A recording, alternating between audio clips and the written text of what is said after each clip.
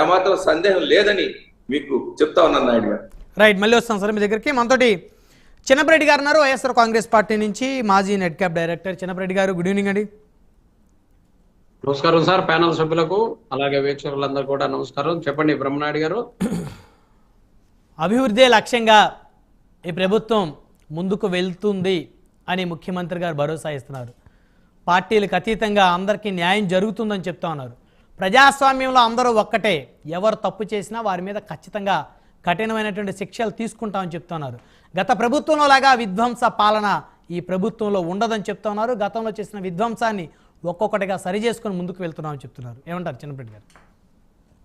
Sir Brahmanaidu గారు, ప్రభుత్వంలోకి అధికారంలోకి వచ్చిన తర్వాత, ఈ భారతదేశం పుట్టిన తర్వాత, ఎలక్షన్లు వచ్చిన రిజల్ట్ వచ్చిన తర్వాత దాదాపు 80 మందిని నరమేధం చేసినటువంటి ప్రభుత్వాన్ని మనం చూసి ఉన్నాం. అలాగే ఈ 4 నెలల్లో 3 సంవత్సరాల పాప దగ్గర నుంచి అత్తా కోడళ్ళని కలిపి రేప్ చేసినటువంటి సంఘటనలు మన భారతదేశంలో మనం ఎక్కడా చూసి ఉన్నాం. ఎన్నో ప్రభుత్వాలు చూసాం, కానీ ఇంతటి అసమర్థ ప్రభుత్వాన్ని నేనైతే చూడలే. ఎట్లా? ఇంకేం సార్, 3 సంవత్సరాల పాపని రేప్ చేసి, 4 సంవత్సరాల పాపని రేప్ చేసి చంపేసి, అత్తాకోడళ్ళని చంపేసి, అత్తాకోడళ్ళని రేప్ చేసి, వైఎస్ఆర్ కాంగ్రెస్ పార్టీ కార్యకర్తల్ని 70 మందిని నరమేధం చేసినట్టు చేసి. సార్, ఇక్కడ ప్రభుత్వం ఎక్కడ అలా చేపించదండి. ఇప్పుడు ఎవరైతే దుర్మార్గులు ఉన్మాదులు చేశారో వారి మీద ప్రభుత్వం యాక్షన్ తీసుకుంటుంది. చట్టాలు పనిచేస్తానే, వారి మీద కేసులు బుక్ అయ్యాయి, కొంతమంది రిమాండ్ పంపారు. మా వాయిస్ వచ్చినప్పుడు మమ్మల్ని మాట్లాడిస్తే మా వాయిస్ పోతుంది, తెలుస్తుంది. Please continue. అది కూడా మీరే మాట్లాడారు అనుకోండి, టీడీపీ, జనసేన, బీజేపీ ప్లస్ మీరు కూడా మాట్లాడితే నాకు సమయం మాట్లాడండి చిన్నపరెడ్డి గారు, వాస్తవాలు మాట్లాడేసేయండి. అలాగే ఇంత ప్రభుత్వం ఇలా చేసుకుంటూ పోతే దీన్ని అభివృద్ధి అంటామా? అలాగే ఇందాక పోలవరం గురించి చెప్తా ఉన్నారు.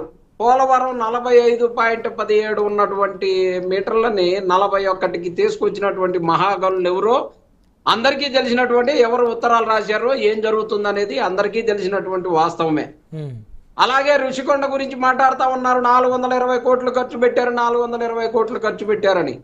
సరే, ఇప్పటికీ చాలా వైట్ పేపర్స్ రిలీజ్ చేశారు కదా, ఋషికొండ మీద కూడా ఒక వైట్ పేపర్ రిలీజ్ చేయమనండి. ఎన్ని కోట్ల రూపాయలు ఖర్చు పెట్టారు, ఏ పర్పస్ వాడారు, ఎందుకు చేశారు అనేది మొత్తం జీవోల రూపంలో ఉన్నాయి కదా, చూపించండి.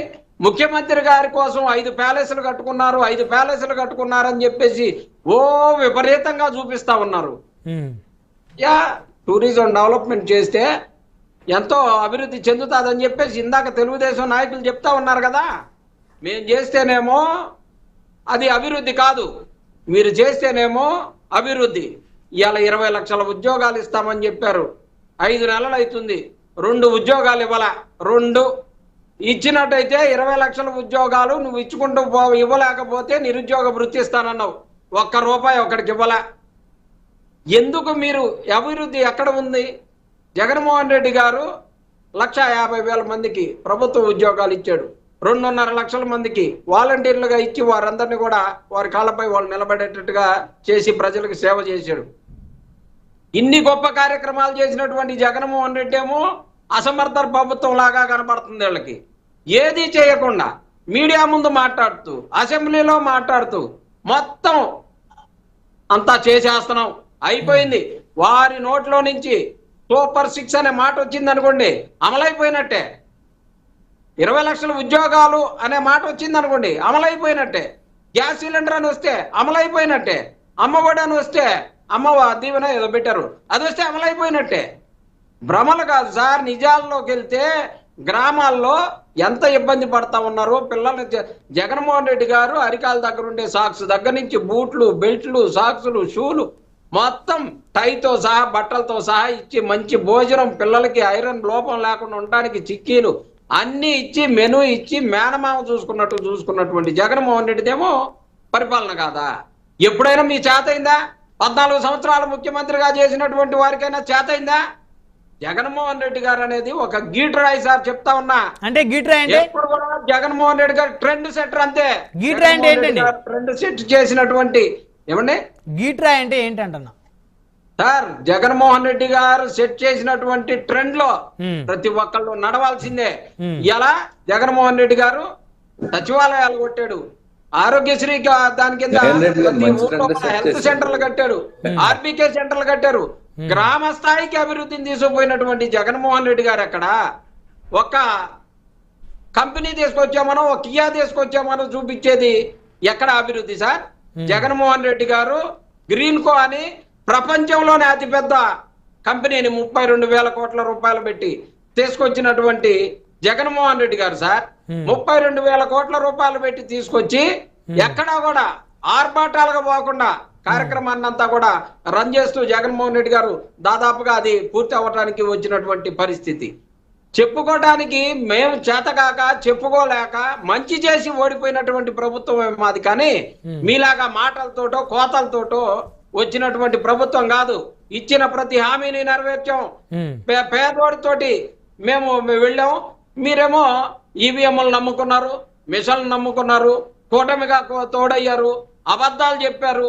ఇన్ని రకాలుగా చెప్పి మీరు అధికారంలోకి వచ్చి మాది ప్రజాప్రభుత్వం, ప్రజల మద్దతు ఉంది కాబట్టి మేము ముఖ్యమంత్రి అయ్యామని చెప్పేసి ఈ రోజు మాట్లాడుతా ఉన్నారు. ఏం చేస్తాం సార్? ఇలా వాళ్ళు ఇష్టం వచ్చినట్టు మాట్లాడుతా ఉన్నారు. మనం చేయగలిగేది ఏమీ లేదు. ప్రభుత్వం అవకాశం వచ్చింది, ఇచ్చిన హామీలను నెరవేర్చమని చెప్పేసి ప్రతిరోజు కూడా మేము అడుగుతా ఉంటాం. పేదోళ్ళు ఉన్నారు, ప్రజలందరూ కూడా వారికి ఇచ్చినటువంటి ప్రతి హామీని నెరవేర్చి మీరు కూడా చిరస్థాయిలో ఉండండి సార్.